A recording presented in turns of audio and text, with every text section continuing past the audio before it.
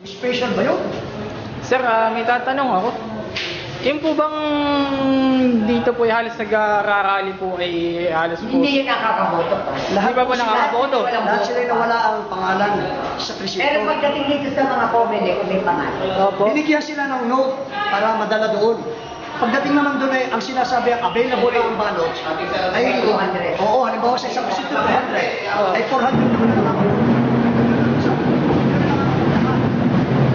Imposibleng mangyari yun. Ang mga PAI ay sila alam na nila. Taon-taon, tuwing may eleksyon, alam nila at halos kilala na nila yung mga datihan ng botante. Kung meron mang pagbabago, ay ilan yun. Napadagdag, nawala. Kakapagtaka kung ba't hindi sila nagre-react, nakakaunting balota ang available sa kanilang presinto ay sa dami ng boboto.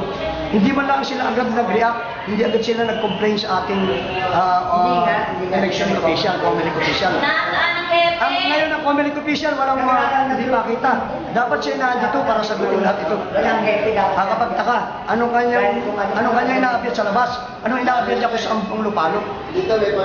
Kailangan dito ay may kasagutan. Sino po ba ang hepe ng ano? Sino po ang hepe ng... Si Mr. Rosales. Alam ko kung abogado siya o ano, basta Rosales ang apelido niya. Kaya kailangan, malocate siya kung nasaan. Ayaw sumagot sa tawag. Imposible ito. Ngayon lang nangyari sa Lukban, na nagkaganito ang lahat. 9 na taon siya nanamuno nung nakaraang administrasyon. Nagkaroon ba tayo ng pagkakagulo ng ganito? Wala. Unang-una, bali ang paratang nila na ang ating daw administrasyon ngayon ang may ginagawang kalokohan. Ay nangyari ba ito ito ba ang sinasabing nasa administrasyon? Ito ba ang sinasabing nasa power? Lahat ng kayang butante ay nag-franchise.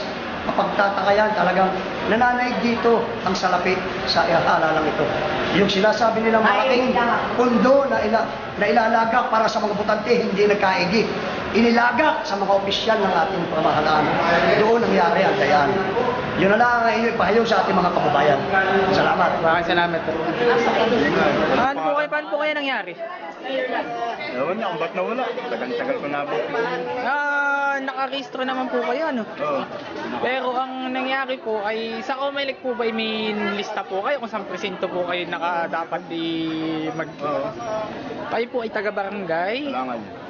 Barangay Kalangay. Tapos ang ano nyo po dapat nakalagay po sa munisipyo po ay dito po ang inyo pong... Talaga dito. Pero pagdating po dito wala po yung inyo pong pangalan. Sige, salamat po. So halos lahat po kayo, ito po yung biometric po ninyo. Meron akong biometric, pero wala yung pangalan ko dyan. Pero according po doon sa Comelec ay nakarehistro po kayo. Oo, Pero pagdating po dito ay wala po yung pangalan po ninyo. Okay, sige po. Programang purpose at kami. Imposible mga wala pangalan ko dyan ay programa ng gobyerno. Hindi pa tayo laliman ng boto, baka mawala yun. Hindi kami laliman ng boto. Tuwing election, maging barangay, maging presidential na naboto ka. Salamat po. Ano po kayo yung aberya na nangyari po sa inyo dito ngayon? Ay, wala nga yung pangalan namin. Wala po yung pangalan ninyo, pero nakarehistro naman po kayo. Noong nakaboto pa ako nung last na boto eh. Opo, pero pagdating po dito, wala po dito yung pangalan. Ngayon lang wala yung pangalan ko, may ID ako. Pero May wala ID yung po pangalan kayo. ko doon.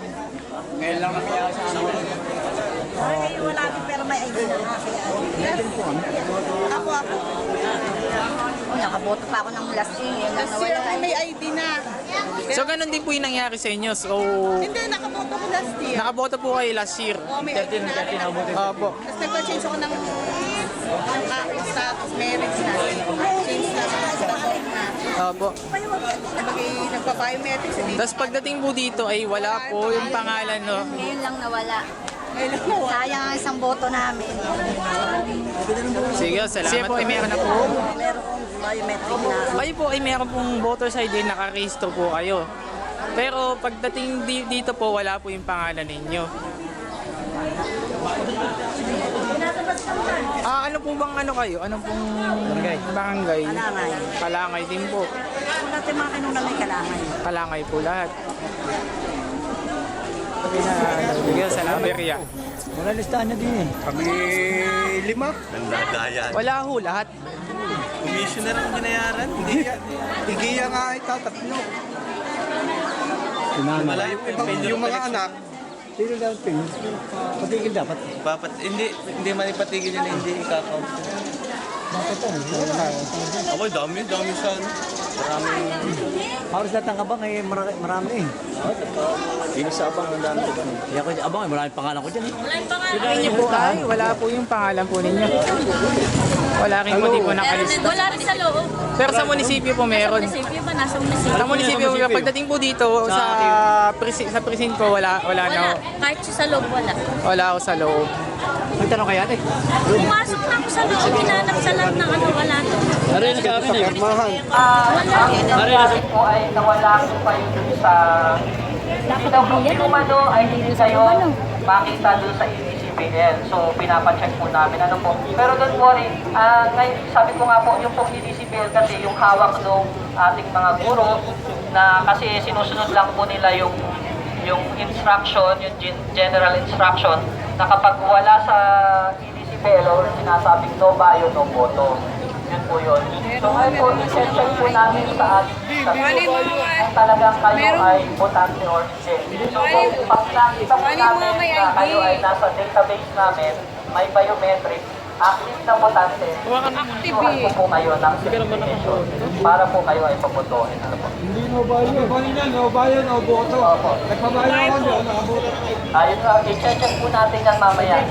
So, tayo po ay may barangay ay sa opisina para po yung certification ay isang certification para sa mga isang barangay. Yung oras po kayo. Yung oras, baka pula oras. Isa-isa lang po tayo. Kamay nila pa ngayon. Lalo yan, hindi pa pwede. Hindi pa gamit ang bahay dito. Isa-isa lang po tayo. Ay, wala po akong magagawa doon kasi yung computer po namin ay isa. Lamang po ang pwede natin i-check. Doon po sa opisina natin.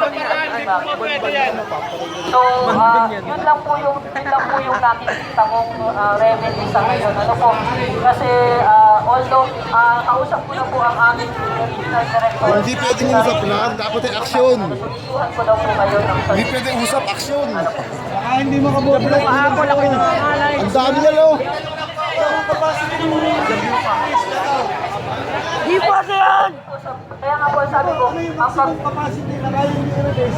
Sa comment, para yung accommodate lalo sante. ay depende po yun sa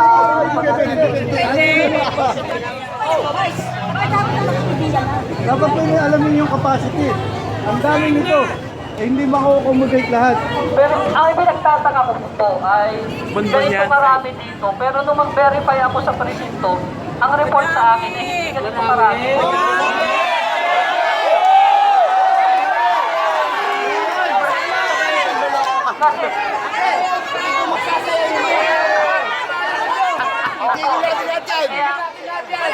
Kasi kaya nga po ganito, para nga po tayo ay makakabante na, tayo po ay magpa-verify na.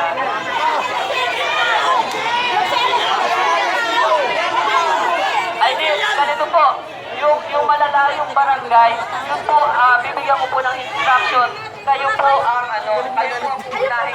Kailangan, ibigay mo na, hindi ko kailangan. Paano po nag-extension? Wala po tayong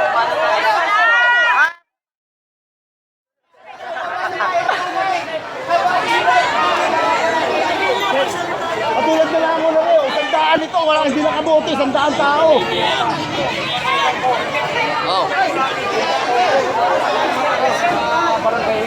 Lagi itong naroon. Kaya nga po ngayon ay bigyan ko po ng certification. Ano po? Yung pong aking kasama ay gumagawa, nagbe-verify na, gumagawa na. Kailan kami mag-iintay, hindi namin dahil nagsialis na nga eh. Ano magagawa mo sa Maynila? Dahil mo yata. Sila nga ako upo. Umalis na po ay di... Ano yun? Manana sila pa rin malaman kung nasa banana. Tigil na, pumunta na lang sa school at mag-ihin. Yung pong mga listahan, na ibinigay, nasa opisina na po. Ginagawa na po ng certification. Chupi! Yun na nga po, hindi po ang kaninang, kaya po sa BEI, ang aking instruction, ang aking instruction po sa BEI, pero kung ang instruction ko po sa BEI, kaya nga po parang waiting kayo. So, ganito naman po ha. Hindi naman po eksaktong alas 5 ay matatapos. Kasi alas 5 po at nandun kayo sa presinto at may balota, pabobotohin po kayo.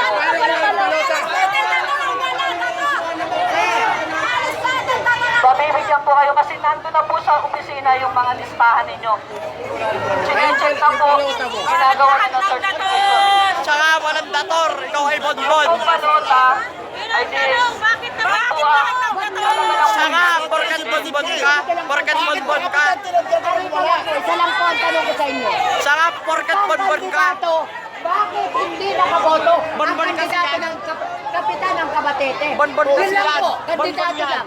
Hindi po ito kagawaan. Pangalan. Pangalan ng Jenny Villanueva ay bakit hindi nakaboto? Isa sila. Bonbon ka kasi.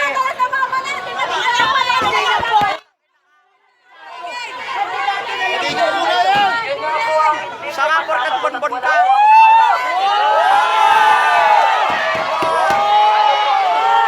So, kaya po ginagawa namin yung ang magagawa para po tayo ay Hambog ka makaboto. naman. Ano po, ginagawa po namin ang aming magagawa. So, yun lang po. Marami pong salamat. Tsaka, porkat bonbon ka. Porkat bonbon ka. Nandito sa Paano po kahit may ID tapos wala naman sa master list? ID, Ba't nagkaganon? wala. Wala sa master list tapos may ID. Wala. Kasi yung pong ID, pwedeng yan ay na-issue before para kasi di po ba tayo ay merong mga dine-deactivate, let's say nag-transfer o kung ano man. So, pwede po talaga yan. Na-issuehan muna ako ng ID bago ako nag-transfer o kung bago ako ma-deactivate o ano man. So, ganun po talaga. Hindi naman po sabihin na basta may voter's ID. You are, kumbaga, current yan. sorry, I'm not transfer. Hindi ka po nag-transfer. Hindi ng taga dito, taga doon ako sa barangay na yun, doon ako pinanganak. Na-check na po sa opisina. Na-check meron doon, pero pagdating dito lang nawala ang pangalan ko. Ba't karamihan ganun nangyari? Tataka Pero kami. yung iba naman, nakikita naman. Marami naman nakikita. Kaya nga po nag-isa-isa rin kami. Pwede, binibigyan ko rin po kahit pa paano ginagay ko rin po yung ID. Kung i-allow nila po. Nasa sa kanila po. Sana naman i-allow kasi ang problema ng halos kalahati, mahigit kalahati na. Kaya nga po nagmo-monitor kami.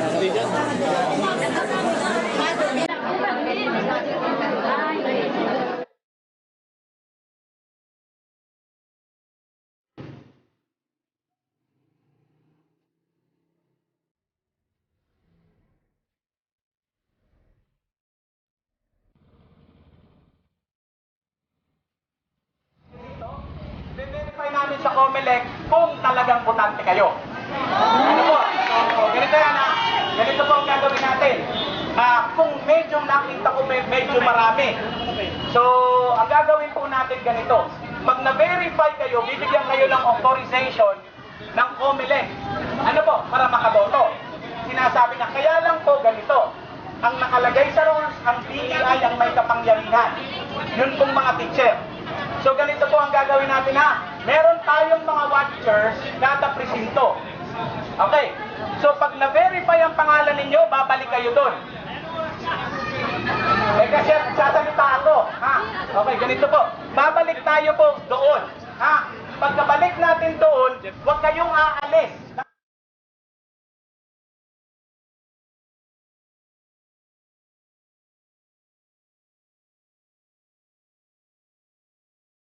Kailangan nating idokumento, hindi yung puro lang tayo sigaw ng sigaw.